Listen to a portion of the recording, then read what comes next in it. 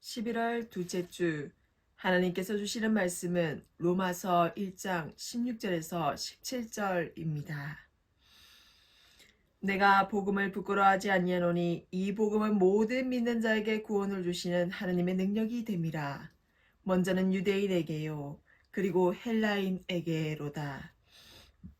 복음에는 하나님의 의가 나타나서 믿음으로 믿음에 이르게 하나니 기록된 바 오직 의인은 믿음으로 말미암아 살리라 함과 같으니라. 아멘. 복음이 우리에게 왜 필요한 것일까요? 왜 모든 사람이 이렇게 예수 그리스도를 믿음으로 이런 방법으로 의롭다고 인정을 받아야만 구원을 받을 수 있는 것일까요? 그것은 모든 사람이 죄를 지었고 그 결과 하나님의 진노와 심판 아래에 있기 때문입니다. 율법이 없는 이방인만 그런 것이 아니고 율법이 있는 유대인도 그렇다는 것입니다. 이방인은 피조물을 통해서 하나님을 알았으면서도 하나님을 하나님으로 섬기지 않았습니다. 또 본성으로 마음의 율법을 따를 수 있었으면서도 그 하나님의 뜻을 행하지 않았다는 것입니다. 유대인은 율법을 통해서 하나님의 뜻을 알았으면서도 그 하나님의 뜻을 행하지 않았습니다. 그래서 그들은 둘 다 죄와 진노 아래 놓이게 된 것입니다. 이와 같이 우리의 모습도 똑같습니다. 하필이면 오늘 당장이라도 목숨 걸고 살 것처럼 복음을 위해서 살다가 내일이면 또 어떻게 될지 알 수 없는 것이 인간의 실체이자 모습인 것입니다. 사람은 영원한 삶이 있을 줄 알고 더 욕심부리고 내 이득과 이익이 되는 것만을 바라보면서 죽음을 외면한 채 살아갑니다. 그러나 삶은 공평하고 심판날에는 모두가 제각기 살아온 삶의 모습을 예수 그리스도께서 재림하실 때 내어놓아야 하는 것입니다. 이방인의 마음의 율법도 유대인의 율법도 그들이 죄와 진노로 떨어지는 것을 막아주지 못했을 뿐만 아니라 그들을 그 죄와 진노에서 다시 끌어올려 주지 못했습니다. 떨어지는 것도 막아주지 못했는데 어떻게 다시 끌어올려 줄 수 있단 말입니까? 따라서 이제 그들에게는 이 상태에서 비참할 최후를 맞이하는 것 외에는 다른 방도가 없습니다. 그렇기 때문에 그들이 이 죄와 진노에서 벗어나려면 의와 구원을 받으려면 그들에게 이것 말고 다른 것이 필요한 것입니다. 그 다른 것은 바로 예수 그리스도입니다. 이제는 율법 없이 하나님의 의가 나타났다. 이 의는 예수 그리스도를 믿는 모든 사람에게 주어집니다. 이렇게 바울은 예수 그리스도를 믿음으로 사죄와 의인을 받을 때 사람이 얻게 되는 의를 하나님의 의로 명명합니다. 이 하나님의 의는 어떤 의일까요? 또 누구의 의일까요? 하나님의 의인가 사람의 의인가? 하나님의 의인 동시에 사람의 의이기도 하는가? 하나님은 사람들이 이 복음에서 즉 예수 그리스도의 십자가의 죽음과 부활의 사건에서 우리의 의를 보기를 원하십니다. 과연 어떤 의일까요? 우리 눈에는 어떤 의가 보이는 것일까요? 하나님의 의는 죄를 없애고 의를 부여해주는 사형집행을 취소하고 무죄 방면해주는 죄인을 의인으로 인정해주는 의인 것입니다. 사람들은 죄와 정반대되는 것으로 그들을 죄에서 구출해주는 의이며 불경건한 자를 의롭다고 인정해주는 의입니다. 그런데 이렇게 죄인을 의인으로 인정해주는 것이 과연 의일까요? 라는 질문이 제기됩니다. 죄인에게는 죄인이라고 의인에게는 의인이라고 하는 것이 의가 아닌가 생각해 봅니다. 의인을 죄인이라고 해도 의롭지 않은 것이고 죄인을 의인이라고 해도 의롭지 않은 것이 아닌가요? 지혜자는 악인을 의롭다 하고 의인을 악하다 하는 이 두 사람은 다 여호와께 미움을 받는다고 말하지 않았습니까? 하나님도 나는 악인을 의롭다고 하지 않는다고 말씀하시지 않던가요? 그런데 어떻게 죄인을 의인이라고 하는 것이 의란 말인가요? 그것도 하느님의 의란 말입니까? 한번 생각해 봅시다. 의란 무엇일까요? 한마디로 하나님과 부합되는 것입니다. 하나님의 성품, 뜻, 말씀, 행위 등과 부합하는 것입니다. 하나님은 당신이 지으신 피조세계와 더불어 살기를 원하십니다. 그들은 당신을 버리더라도 하나님은 우리를 버리지 않으십니다. 하나님은 어떻게 해서든지 당신과 그들과 더불어 사는 삶을 가로막고 있는 그들의 죄를 없애고 그들의 마음을 되돌려서 다시 그들과 더불어 살려고 하신다는 것입니다. 바로 이러한 하나님의 역사에 부합하는 것이 의입니다. 설령 하나님의 죄인을 그냥 심판하셨더라도 우리는 하나님이 불의하다고 말할 수는 없습니다. 정의의 관점에서 보면 그것도 의로운 행동이기 때문입니다. 그러나 하나님을 죄인을 의인으로 받아주심으로써 그들이 다시 당신과 더불어 살 수 있도록 해주심으로써 신실의 관점에서 더 고차원적으로 의롭게 행동하셨습니다. 그렇게 하심으로써 정의의 측면을 훼손하신 것도 아닙니다. 그들의 죄값은 예수 그리스도의 죽음으로 다 지불되었기 때문입니다. 이렇게 하나님의 의는 단순히 죄인을 죽여 없애는 의가 아니라 그의 죄값을 대신 지불하고 그 죄인을 다시 살려주는 의입니다. 이전에 지은 죄를 하나님이 참으시면서 벌하지 않으셨기 때문에 하나님의 의는 이전에는 죄를 참아주셨고 이제는 예수 그리스도를 통하여 아예 용서해 주시는 것과 깊은 뜻이 있다는 말입니다. 이렇게 복음에 나타난 하나님의 의는 하나님은 의로우시다는 것과 하나님은 예수를 믿는 사람을 의롭다고 인정해 주십니다. 하나님은 그들로 하여금 하나님과 더불어 살 수 없게 하는 그들의 죄를 없애 주셔서 그들이 다시 당신과 더불어 살 수 있게 해 주십니다.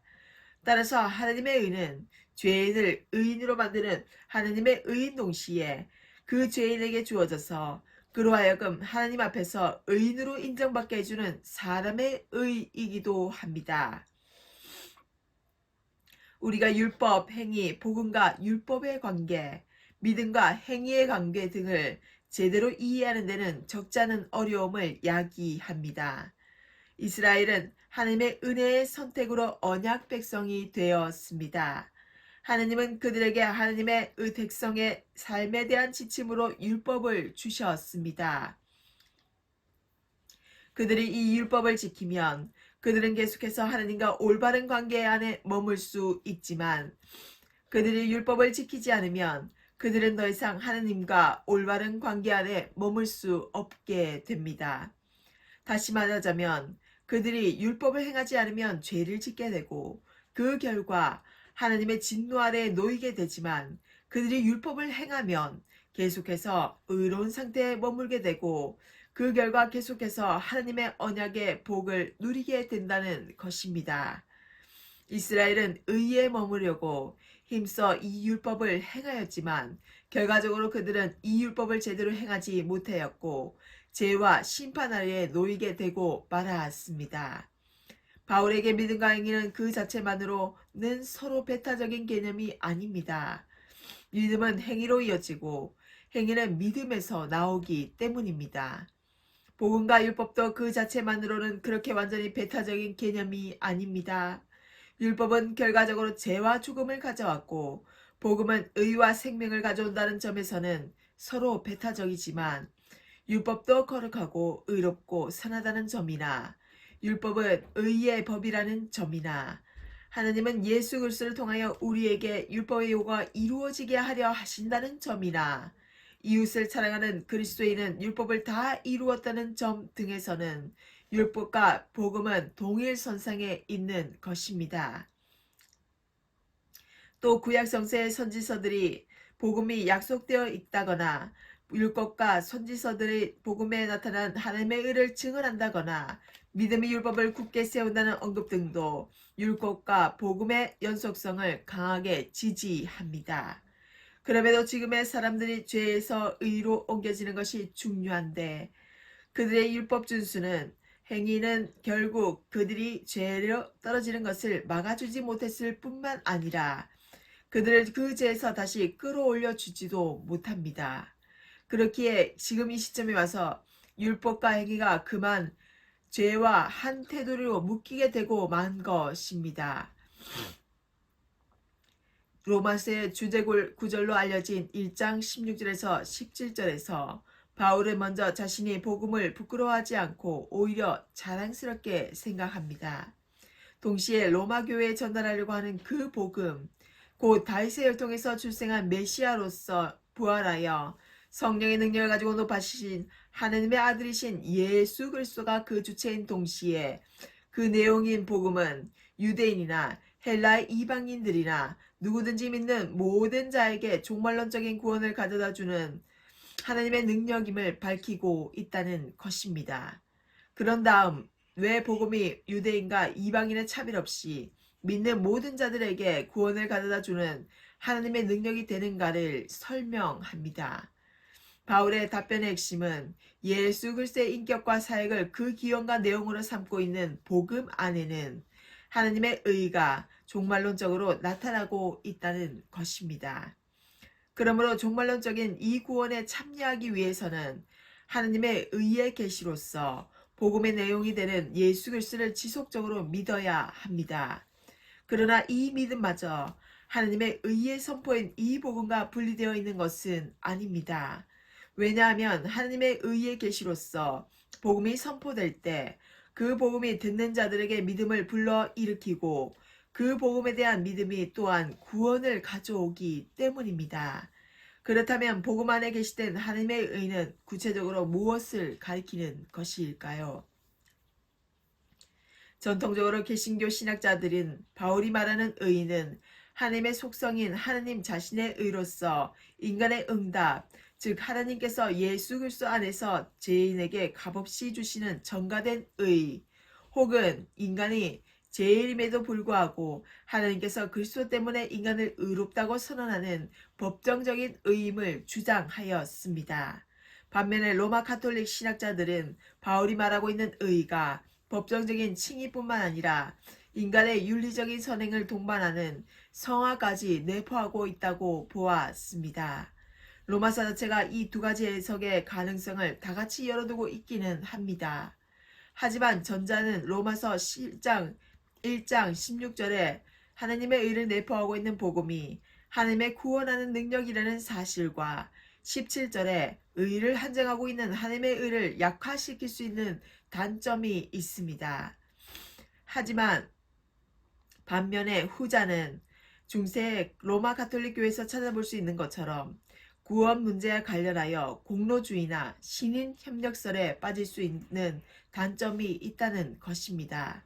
그러나 만일 우리가 하나님의 의를 구약적 용법과 관련하여 하나님께서 자신과 이스라엘 백성과의 올바른 관계를 유지하기 위한 자신의 언약에 대한 성실성, 즉 적의 위협 아래 있는 이스라엘 백성을 구원하여 내심으로 자신의 언약을 지키는 언약적 신실성을 보여주는 하나님의 역동적인 구원 행위로 본다면 이 두 가지 다 극복할 수 있다는 것입니다.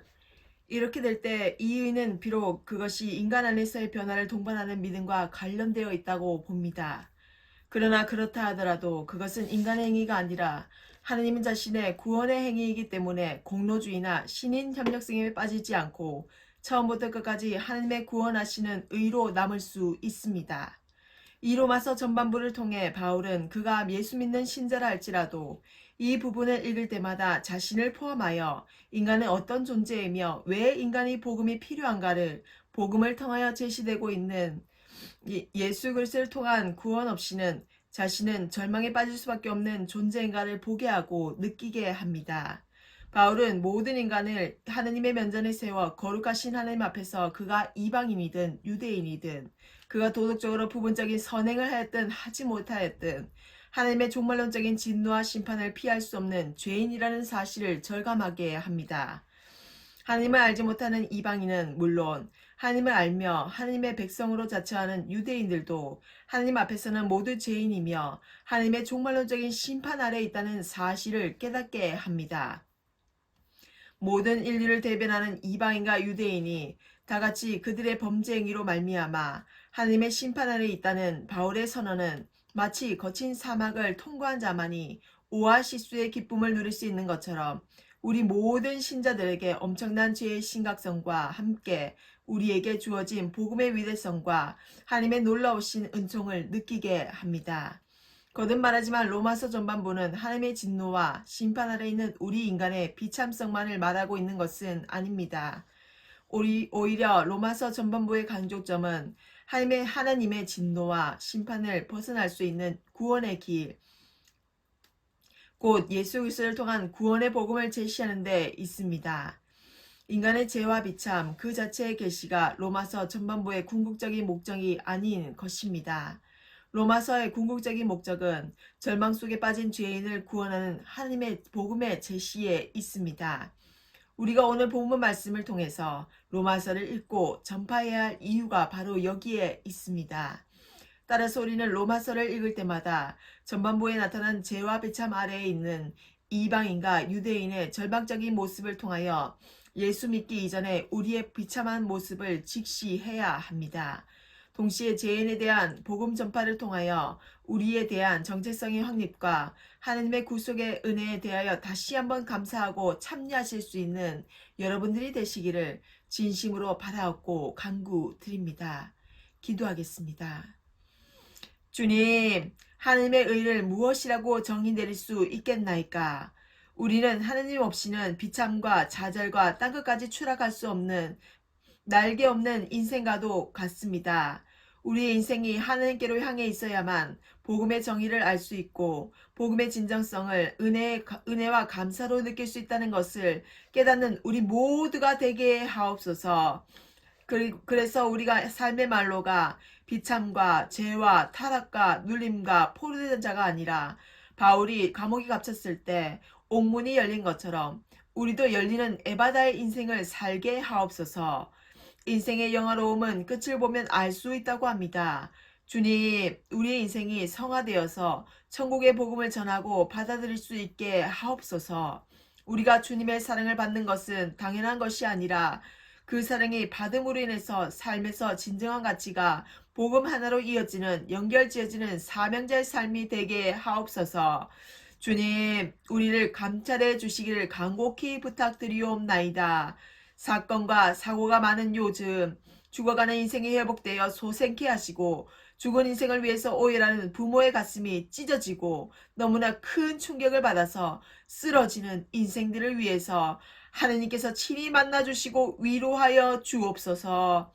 가엾은 인생은 누구에게나 접할 수 있습니다. 인생이 불쌍하고 인생이 꼬여버린 실타래처럼 풀헤칠 기력도 없는 자들이 많습니다. 주님, 그들을 위해서 우리가 먼저 솔선수범하여 하느님 나라를 위해서 전하고 물고기를 잡는 어부가 아니라 사람을 낚는 어부가 될 수 있게 하옵소서. 우리의 삶을 세상의 기준이 아니라 역동적으로 십자가의 순환과 부활의 영광을 위해서 오로지 하나님께 순종하시고 우리를 위해서 희생하시고 살려주신 우리 구주 예수 그리스도의 이름으로 기도드립니다. 아멘.